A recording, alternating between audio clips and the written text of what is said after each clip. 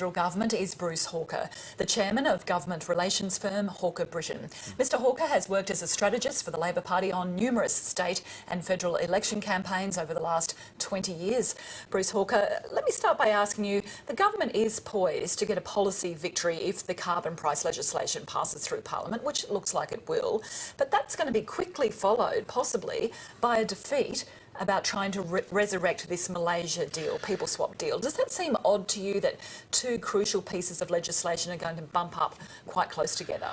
Well, part of it, of course, is just the length of time we have left this year to consider legislation. There's only a few weeks of sittings before the Parliament rises for Christmas, so it's inevitable that you are going to have some problems with getting all these legislative packages through. Does it seem strange, though, that the government would allow a possible victory to be so quickly overshadowed by what could be an historic defeat? Well, to some extent, yes, I guess that's right, but I think they've thought through the reality of the defeat upcoming, I think, on asylum seekers, and that's, I think, a strategic move on their part. They want the world to see that Tony Abbott has voted against a measure which could have actually ensured that we would have offshore processing of asylum seekers. So they can then point to this and say, well, you had an opportunity to back this in. It could have helped you with your Nauru and other options as well, but you haven't done it. I think that's the thinking behind it. So even though these changes to the Migration Act are going to go down in the Senate, we already know that, the government is prepared to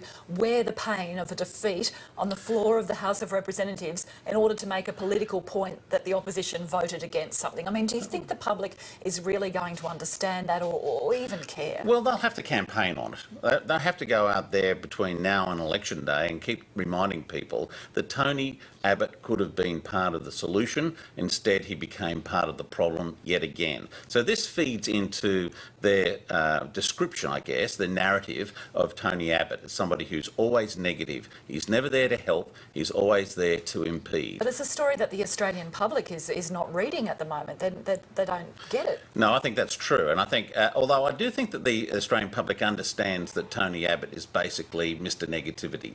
I don't think there ain't any doubt about that. The problem for the government is that they've got these two big issues which are really blocking the public from moving over to support them, asylum seekers and the carbon tax. But when you look at the latest polling, I mean, the public doesn't believe that the government is any better than the opposition on a whole range of key subject areas, including areas like health and education where Labor once led. I mean, this is a continuing problem for the government. They can't break through with their message. What's your advice in order to turn this around, or is it not for turning? Well, it's a big problem because I don't think the people who are polled really think that education and health are areas where the opposition's going to outstrip the government. It's more a crisis of confidence at the moment that the public's got. The only way that you can answer that is to go out and campaign hard to get past these issues, but also, I think, to start moving on to iconically Labor issues. The National Disability Insurance Scheme, for example, that Bill Shorten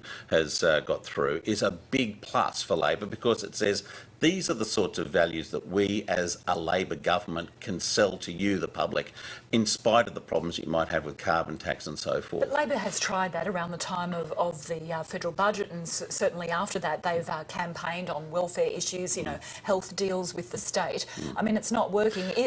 What will work, I mean, is a change of leadership the answer here? Well, one of the thillings I think that Julia Gillard can do between now and election day, because this legislation on the carbon tax is going to go through, is say to the electorate, look, the sky didn't fall in. Everybody was predicting that the world was going to come to an end, but we've got a compensation package in place here, which is going to compensate households for the expenses that they're going to have to go to in order to pay for or to preserve our future, which is a critically important thing for people in the younger generations who have got a lot of life yet to lead, who really see climate change as being a big issue. She can campaign on those issues, but she has to get through this period. But in the meantime, she's got one of her own Labor backbenchers saying, oh, I'll quit if Julia Gillard is removed as Prime Minister.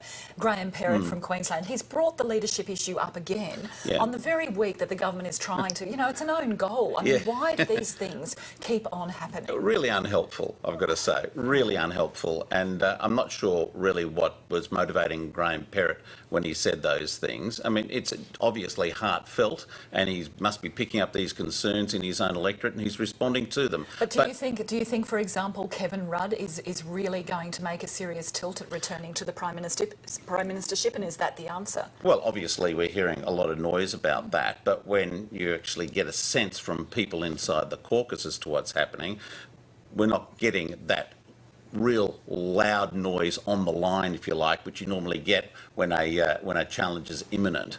I guess the problem is no one sort of saw it coming last time, so now everyone thinks they see it coming. That's right. Everyone's looking to see it coming now, having missed it the last time around. That's just a real too hard basket issue at the moment. Obviously, your advice wouldn't be to change leaders? Oh, I think that's very much a matter for the caucus to determine. But clearly you'll get a bounce if you make a change. And I've said that publicly on more than one occasion. The polls suggest that. The challenge, though, would be to sustain that bounce into a long-term trend to take the government through to the next election. And I don't think that there's any indication yet that we've got to that point where a bounce is going to turn into something which is much bigger. They cannot overcome what is, the real hard work that's required here to go out there and sell really aggressively, the virtues of both their packages, whether it be asylum seeker or the carbon tax. And as I said before, carbon tax really comes into its own as a plus for the issue for the government, if it is going to become a plus for the government, months after the passage of the legislation and the implementation of the legislation the program. So finally, do you think that the Gillard government, minority government, is going to be able to survive until the time of the next federal election being due? Yes, I do. Yeah, I don't think that's really an issue at all. Well, obviously it's an issue, but I don't think it's a huge problem that a lot of people are making it out to be. I don't think the independents are particularly keen to go to an election right now, and I think issues like the pokey tax can be negotiated between the parties. All right, Bruce Hawker, thank you very much for joining us this afternoon. Pleasure, Kim.